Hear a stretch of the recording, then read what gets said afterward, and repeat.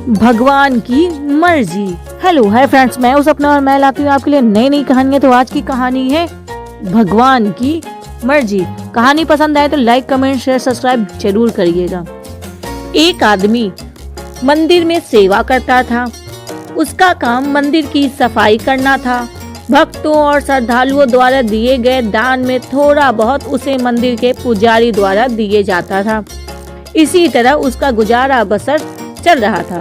वह अपनी जिंदगी से बहुत परेशान और दुखी था। मंदिर में काम करते करते वह दिन भर अपनी जिंदगी को लेकर शिकायतें ही करता रहता था। खाली शिकायत, खाली शिकायत, खाली शिकायत। एक दिन शिकायत करते हुए वह भगवान से बोला, भगवान जी, आपकी जिंदगी में कितनी आसानी है। आपको तो बस एक जगह आराम से खड़े रहना है।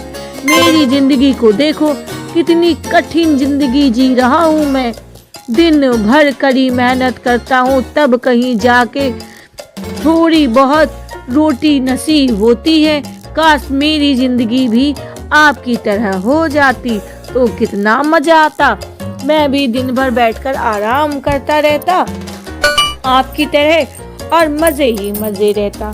कुछ यूं वो अपने भगवान से शिकायत कर रहा था और उनके सामने अपने दिल की बात कह रहा था। उसकी बात सुनकर भगवान बोले, तुम जैसा सोचोगे वैसा ही होगा। क्यों वैसा ही नहीं, मेरी जगह रहना है बिल्कुल आसान नहीं है। भगवान ने उसको समझाते हुए कहा कि तुम जैसा सोच रहे हो वह उतना आसान नहीं है। तुम जो बोल रहे हो वह केवल बोलने में ही अच्छा है, वैसा सोचने में ही ठीक है, पर रियल में वो सही नहीं है। मेरी जगह रहना बिल्कुल आसान नहीं है। मुझे बहुत सारी चीज़ें देखनी पड़ती हैं, बहुत सी व्यवस्थाएं करनी पड़ती हैं। ये हर किसी के बस की बात नहीं है। भगवान ने उसे समझाते हुए कहा कि हर किसी का काम अलग अलग होता है। तुम्हारा काम अलग है, मेरा काम, और दोनों के ही काम अपनी अपनी जगह पे बहुत ही कठिन है। तो फिर उस आदमी ने कहा, भगवान जी, कैसी बात कर रहे हैं आप? आपका काम आसान ही तो है। आपकी तरह तो मैं भी दिन भर खड़े रह सकता हूँ, इसमें कौन सी बड़ी बात है। मंदिर का सेवक बोला, तुम नहीं कर पाओगे, इस काम में बहुत धैर्य की आवश्यकता पड़ती है। भगवान बोले, मैं जरूर कर पाऊंगा। उस सेवक ने बोला, आप मुझे एक दिन अपनी जिंदगी जीने दीजिए और आप जैसा बताएंगे मैं वैसा ही करूंगा। मंदिर का सेवक जिद में पड़ गया। अब भगवान जी भी उसकी बातें सुनकर परेशान हो चुके थे। उसकी जिद के आगे मान भगवान और बोले, ठीक है, आज पूरा दिन तुम मेरी जिंदगी जियो, मैं तुम्हारी जिंदगी जीता हूँ, लेकिन मेरी जिंदगी जीने के लिए तुम्हें कुछ शर्तें माननी होंगी। मैं हर शर्त मानने को तैयार हूँ भगवान जी। सेवक ने फटाक से बिना सोचे समझे भगवान जी को ये बात बोल दी। ठीक है, तो ध्यान से सुनो। मंदिर में दिन भर बहुत सारे लोग आएंगे और तुम्हें बहुत कुछ कहेंगे। कुछ तुम्हें अच्छा बोलेंगे तो कुछ बुरा भी बोलेंगे। तुम्हें हर किसी की बात चुपचाप इस जगह पर मूर्ति बनकर खड़े रहना है और धैर्य के साथ सुननी है। हर किसी की बात पर प्रतिक्रिया नहीं देनी है। ये बात समझना, केवल धैर्य के साथ सबकी अच्छी बातों को भी ध्यान देना है और बुरी बातों को भी ध्यान देना है। ये सारी बातें भगवान जी ने उस सेवक को समझाई। सेवक ने मान गया। भगवान और उसने अपनी जिंदगी को एक दिन के लिए आपस में बदल लिया। सेवक भगवान जी की मूर्ति बनकर खड़ा हो गया और भगवान जी मंदिर की सफाई का काम करने में निपट लगे। जब वह दोनों अपने अपने कामों में व्यस्त हो गए तो कुछ देर समय बीतने के बाद मंदिर में एक धनी व्यापारी आया, भगवान से प्रार्थना करते हुए कि भगवान जी, मैं एक नई फैक्ट्री खोल रहा हूँ, मुझे आशीर्वाद दीजिए कि यह फैक्ट्री अच्छी तरीके से चले, मैं इसे अच्छे से मुकाम हासिल कर पाऊँ। प्रार्थना करने के बाद वह प्रणाम करने के लिए नीचे झुका तो उसका बटुआ नीचे गिर गया। जब वह वहां से जाने लगा तो भगवान की जगह पे खड़े मंदिर में सेवक का मन हुआ कि उसे बता देता हूँ कि उसका बटुआ तो नीचे गिर गया है, लेकिन शर्त के अनुसार उसे चुप रहना था।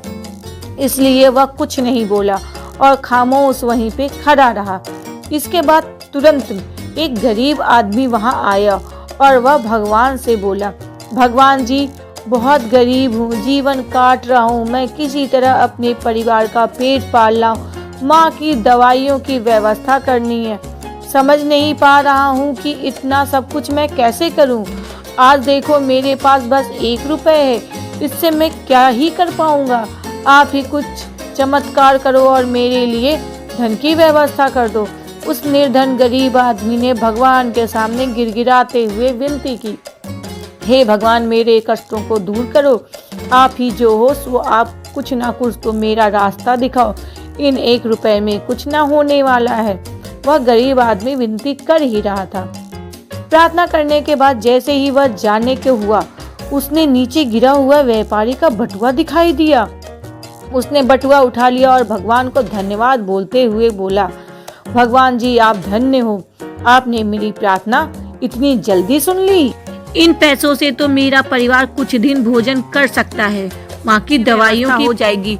भगवान को धन्यवाद देकर वो वहाँ से जाने लगा। तब भगवान बने मंदिर में सेवक का मन हुआ कि उसे बता दे कि वह बटुआ तो व्यापारी का है। उसे मन में ही रहने दिया, मैं नहीं बताऊंगा। जो वो उसने शर्त की थी उस शर्त के मुताबिक तो उसे चुप रहना था। वह जो कर रहा था वह चोरी है, लेकिन वह चुप रहने का विवश था, क्योंकि उसने भगवान को वचन दिया था कि वह चुप रहेगा। इसलिए वह वहाँ पे मन मार कर चुपचाप सेवक खड़ा रहा। मंदिर में जाने वाला तीसरा व्यक्ति एक नाविक था। वह 15 दिनों के लिए समुद्र पर यात्रा करने जा रहा था। भगवान से उसने प्रार्थना की कि उसकी यात्रा सुरक्षित रहे और यह सब कुशल वापस आ सके। वह प्रार्थना कर ही रहा था कि धनी व्यापारी वहां पर आ गया और वह अपने साथ पुलिस भी लेकर आ गया। नाविक को देखकर वह पुलिस बोला, मेरे बाद ये मंदिर में आया है, जरूर इसी ने मेरा बटुआ चुराया होगा, आप इसे मंदिर में गिरफ्तार कर लीजिए। पुलिस नाविक को पकड़ ले जा रहा था। भगवान बने आदमी को अपने सामने होता हुआ ये सब अन्याय सहन नहीं हुआ। सत्य के अनुसार उसे चुप रहना था, लेकिन उसे लगा कि बहुत ही गलत हो चुका है। यदि मैं चुप रहा तो एक बेकसूर आदमी को व्यर्थ में ही सजा भुगतनी पड़ेगी। उसे अपनी चुप्पी तोड़ते हुए कहा, आप गलत व्यक्ति को पकड़कर ले जा रहे हैं। ये बटुआ इस नाविक ने नहीं, बल्कि इसके पहले आए एक गरीब व्यक्ति ने चुराया है। मैं भगवान हूँ और मैंने सब देखा है। पुलिस भगवान की बात को कैसे नहीं मानती। उसकी बात मानकर उसने नाविक को छोड़ दिया और उस गरीब आदमी को पकड़ लिया जिसने बटुआ लिया था। शाम को जब भगवान वापस आए तो मंदिर के सेवक ने पूरे दिन का वृत्तांत सुनाते हुए उनसे गर्व से साथ बताया कि आज मैंने एक व्यक्ति के साथ अन्याय होने से रोका। देखिए, आपकी मर्जी जिंदगी जीकर मैंने कितना अच्छा काम किया है। उसकी बात सुनकर भगवान बोले, ये तुमने क्या किया? तुमसे कहा था कि तुम दिन भर चुपचाप मूर्ति बनकर खड़े रहना, लेकिन वैसा ना करके तुमने मेरी योजना पर पानी फेर दिया। उस धनी व्यापारी ने बुरे कर्मों द्वारा इतना धन कमाया था। यदि उसमें से थोड़े पैसे उस गरीब आदमी को मिल ही जाते तो उसका क्या भला हो जाता, और वह व्यापारी के पास कुछ कम हो जाते तो क्या हो जाता, सब भला तो हो जाता। व्यापारी के पाप भी कुछ कम हो जाते। और जिस नाविक को तुमने समुद्र यात्रा पर भेज दिया है, अब वह जीवित वापस नहीं आ पाएगा। समुद्र में बहुत बड़ा तूफान आने वाला है। यदि वह कुछ दिन जेल में रहता तो कम से कम बच तो जाता। सेवक को यह सुन गया कि वह तो सब वही देख पा रहा था जो उसकी आंखों के सामने हो रहा था।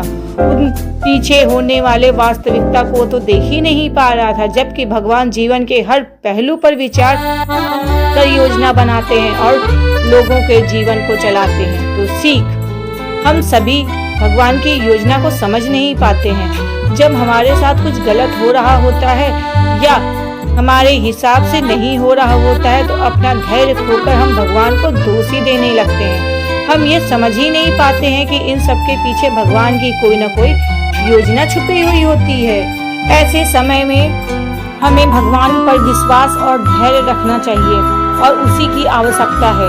इसलिए चिंता ना करें कि यदि आपकी मर्जी से कुछ नहीं हो रहा है तो इसका अर्थ यह है कि भगवान की मर्जी से जो हो रहा है और जो होगा वो भले देर से ही होगा, पर भगवान की मर्जी से सब कुछ अच्छा होगा। तो भगवान पर विश्वास बनाए रखें और जो होगा सो अच्छा होगा, यह सोचकर अपने कर्म करते रहें। तो उतनी बड़ी सीख उस पंडित को मिली।